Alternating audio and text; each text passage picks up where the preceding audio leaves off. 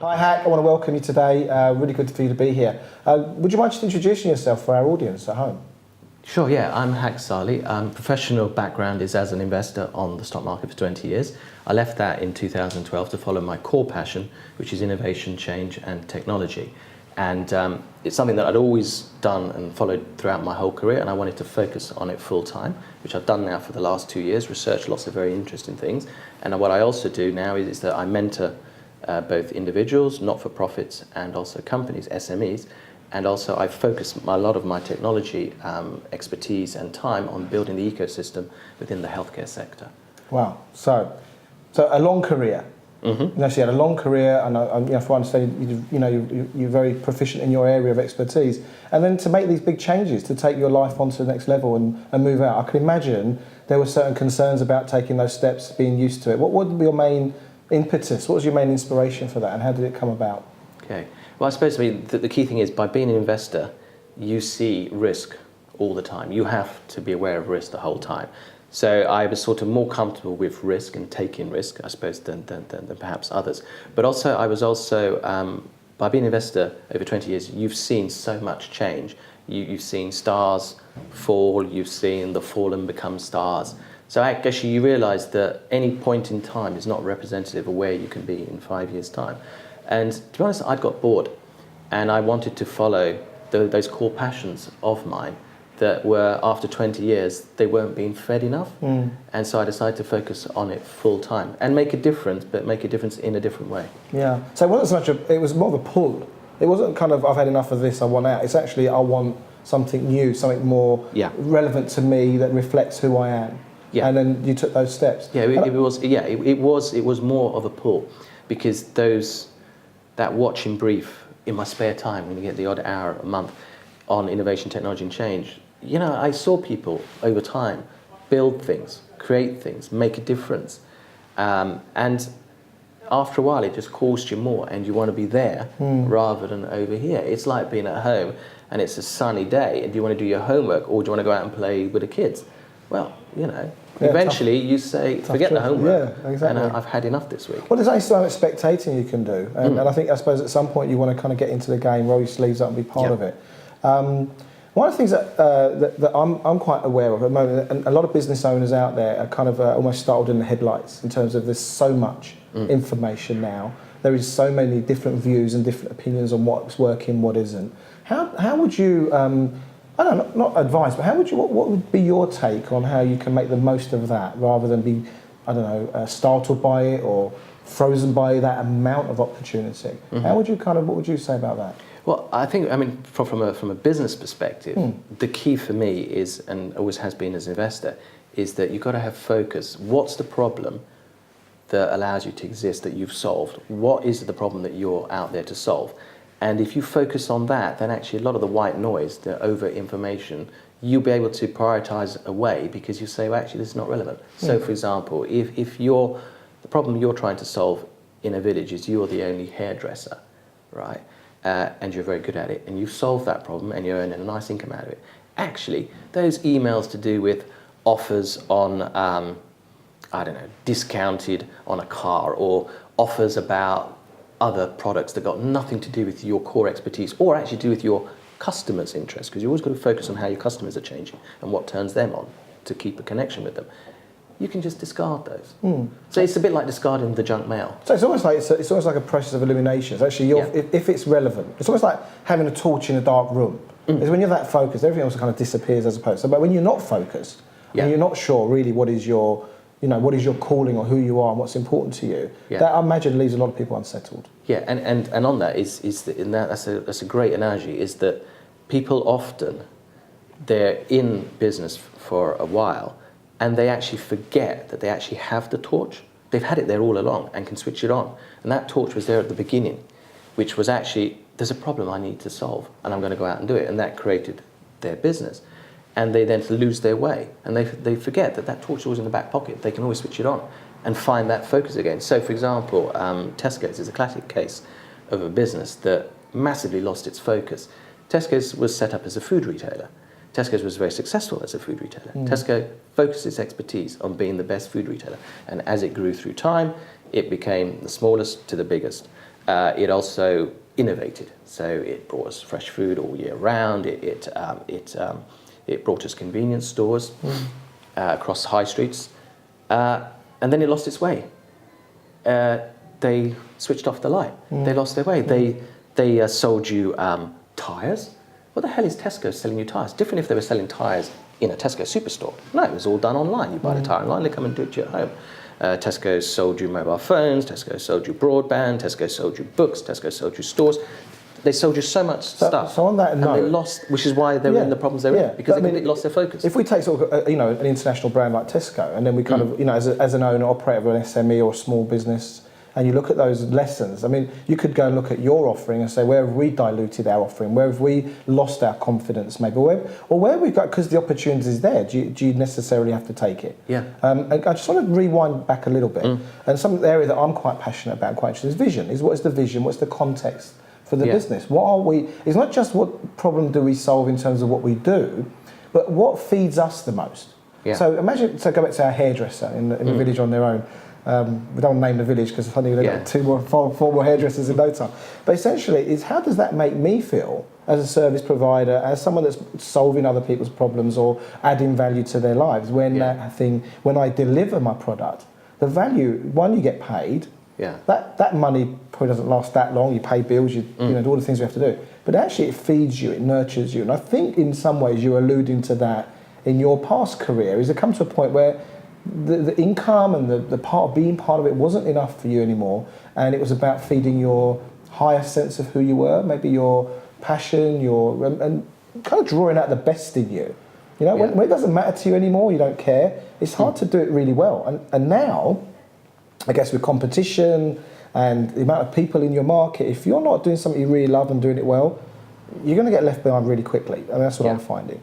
So I've kind of answered the question in that statement, but no, but it's very true. I mean, when we tend to live our lives in a very narrow subset of people that we socialise with, area we live in, etc., and we then judge everything against that. No one else in my universe of that village has moved job or made it a success, or has done this, or has taken a career that everyone thinks is really wacky. So therefore, it's too risky, it's not done, social outside pressure, the comfort zones. So we don't do it. Yeah. But actually, if you look broader at the other 8 billion people in the world, you see that actually there are people who have nothing, and they're happier than everybody that's walking down the street right now. And it's not because it's sunny, and here's great. There are people that have made changes, all sorts of changes in their lives and careers, and are happy. There are so many different things that can make you happy. And so I think that people sometimes have to come back to, actually, what is it that makes me human and makes me happy, rather than, what is often the case, what do I need to make society happy? And that society is your friends, family, etc. Your local community. I mean, how many people become a doctor or an accountant or a lawyer because their parents said, it's a good job to have. Yeah. I know many people like that. And then 20 years later, they're leaving. I want out, you know? Yeah. Because it's not really what I want. And I'm 40, I'm going to die in 20 years, so I want to do something now that I want to do. And I think that's a real valid thing, because and that's the case for some people owning and running their businesses, and people that are in corporate or have gone through the academic route to their careers, is actually their field becomes narrower and narrower, and they feel trapped in that. Yeah. And one of the things that in a series of videos is about really kind of getting people to see what opportunities that maybe are off their normal radar, not on their runway at the moment, getting them exposed to these ideas. Yeah. And on that note, the future. And that's a big, broad subject. And I sent you the questions originally. What do we need to be thinking about? You know, whether it's career, whether we're in a job, or we're running our own business. What is it we need to be thinking about? What changes are coming? I did say peril. I did ask peril or opportunity, but maybe we just stick with opportunity. Yeah. What exciting new things are you seeing that are going to be impacting our lives in not too distant future? That's a separate conference. There is so much going on, and it's hard to work out what's relevant for the particular audience. But I suppose one key sort of overarching thing is that we live in a world now where information is flat. And by that, what I mean is that whatever scientific invention, whatever leading edge knowledge happens in one country, is immediately available 5 minutes later around the rest of the world. So the Americans created Amazon. The Indians have their own Amazon. South Korea has its own Amazon. Would those have happened without the knowledge that, oh, there's this thing called Amazon and I can follow the business model and it's a great idea? So that sort of ability to copy things quickly around the world means that you're operating in a very competitive space because the information is flat and free. What it does mean, though, the opportunity is that if you are in something that is more local, like a hairdresser or a local mechanic, for example, actually the competition and the competitive set hasn't actually changed that much because your customers aren't going to go to India or Korea or China to get their car repaired or their hair cut. So that local is still okay. However, if you're a computer programmer or a coder and you're in the UK, well, actually, as a customer, if you're not cheap enough, if you're not good enough, actually, I can get somebody from China, somewhere else. So some industries and businesses are becoming far more globally competitive up here. And so the price goes down, but the quality to the customer goes up. And then there's these other ones beneath that will always be needed. So those actually, you could argue, are fantastic franchises because no matter what is going on up here, people will still need to buy food, that's really get a encouraging. haircut, etc. That's really encouraging. And also, I mean, there does seem to appear, especially in retail or service-driven businesses, an oversupply. And it's very the experience that a lot of, say, accountants and service providers in professional or non-professional, well, non-academic driven professions, is that there's a lot of competition. How do you differentiate? And I think going back to the thing you were saying earlier, the biggest thing is actually find the thing that inspires you the most, talk about that, share that, attract those people who value that, and you'll be happy. Your customers will get outstanding service because there's no competing with someone that loves doing what they do and they do it really well. You can't compete, they can't be copied as easily. So that's a really encouraging thing to hear. If you use the example of, you go to your accountant, and there are those who chose accountancy because they wanted a boring, safe, secure life. And funnily enough, when you go meet them as an accountant, he goes, yeah, I'll do this for you, thank you very much, and at the end of the year I'll send you a bill, and that's it. And then you go to the other accountant who's actually turned on by being an accountant, not necessarily by the role of signing off the accounts every year, but actually the whole thing about numbers and how numbers feed through to the outcomes for a business and how numbers are crucial in terms of delivering your cash so that you actually still have a business going forward, and also it's a feedback model to the value. I mean, it's a bit like, I suppose, like crowdfunding or putting something out on the market. If people don't buy it, then that's a good indication of what they want. So your numbers are a real reflection of your vision landing. Because if people go, wow, those numbers are now reflecting that demand. But that accountant who loves what he's doing, it'll come across because then when he talks to you about his business, about your business, he will want to understand your business because he'll want to understand what really drives it, and he'll feed back to you that actually similar clients elsewhere, if you do this to your business, you can do this, you can add value, rather than a guy who just says, I'll just take the output, fill it in the spreadsheet and sign it off to taxman. The other guy will actually understand because he loves it. He'll understand and he'll try to help you. And that's the kind of accountant you want on site. No, exactly. So you've almost got yourself a finance director supporting you at the level you need to take your business to the next level. I just want to say thank you for your time today, Hak. It's been really interesting. Pleasure. Is there anything you want to leave us, last word? Because we kind of talked about a lot of things prior to today, but last paragraph. Last paragraph, yeah. Well, I mean, obviously these videos have been bought via BeCollaboration and our community of stable of specialists and experts. And I hope you're not too bashful talent. And we want to share your views and give people something to think about. We're not dictating here, but we're kind of sharing some ideas. Well, the sort of the two areas of expertise that I have is that one is a view on the world in terms of what's going on with the economies, and we could spend a lot of time there about the coming crunch that's coming in 2 or 3 years' time in Japan, in Europe, and how it affects currencies, how it affects people financially. That's one area of expertise. The other area of expertise, which I deem to be sort of the more exciting one, that really brings call to action, because people don't like talking about money and bad news and that kind of stuff.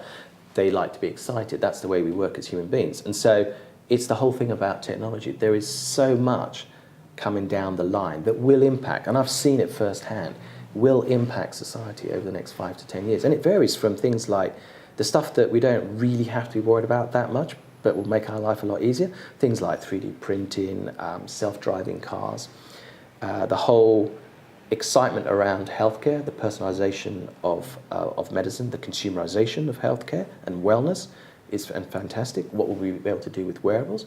Then down onto some of the more difficult for society and for people to sort of accept and work their ways around with things like synthetic biology. So, for example, right now in the US, they grow silk, the proteins for silk from spiders, but they don't grow it in spiders, they grow it in goat's milk. And so they are producing silk from goat's milk. That's synthetic biology. It's playing around with animals and human beings, biology. But also what's coming down the line in terms of genomics and genetics and our expertise there is that biology is being translated into software. So actually, in 20 years' time, it's not inconceivable that we will program biological things that we want to happen, or outcomes, like an enzyme that digests your jacket so that you don't have to throw it away. And you'll do that with software. And some of that stuff's already happening. And there's a whole other bunch of stuff, nanotechnology and all the rest of it, which I'd love to share with the BeCollaboration members. And in fact, the event in January, I will hope to share some of it. And that might inspire others to give up what they're doing and follow something else. Because it's like, the guys who were at the beginning of mobile phones, the guys who were at the beginning of the internet, the guys who were at the beginning of some of the biology stuff that went on, biotech, and they all go, oh yeah, but those were, we missed those. Those were one-off big things. There's nothing ever coming again. It's complete rubbish. There's loads. There is so much coming, so many different areas of our life. And the other thing is the ability to take those inventions and creations global is there now that it wasn't before. I mean, before, if you were a successful IT business, your market was the UK. Now it's global. So your ability to become much bigger, much faster, and that's why there's so much money wealth being created, because you're able to scale much faster.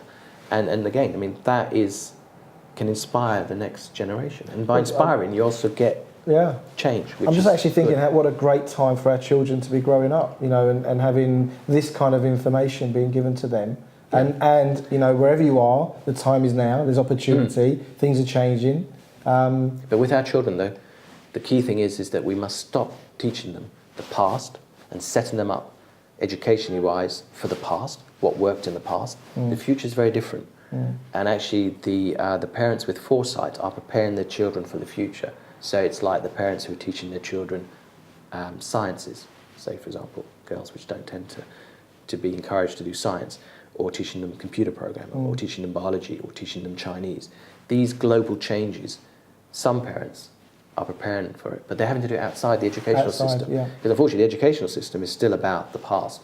This is what worked in the past, You did everything in your head. You had to learn hundreds of years worth of history. You had to spend all your time on geography and all this kind of... You need to have a sense of those from a perspective. But you can get all the facts these days just with your phone, with Siri. And that will only get more and more easy going forward. So actually what you've got to teach is you've got to teach people to be creative, not be worried about change, to welcome change, to view change as an opportunity, and to focus on the industries of the future rather than the industries of the past. So for example, what's happening with artificial intelligence will strip out lots of doctors, and they hate this. It will strip out lots of accountants. It will strip out lots of finance people. And is that a good thing or a bad thing? Well, that's up to society. Can we stop it? Can we stop it? You will not be able to stop it. On that note, Hak, I want to thank you for your time. Thank you very much. I've enjoyed it very much. Thank you. Thank you. Pleasure.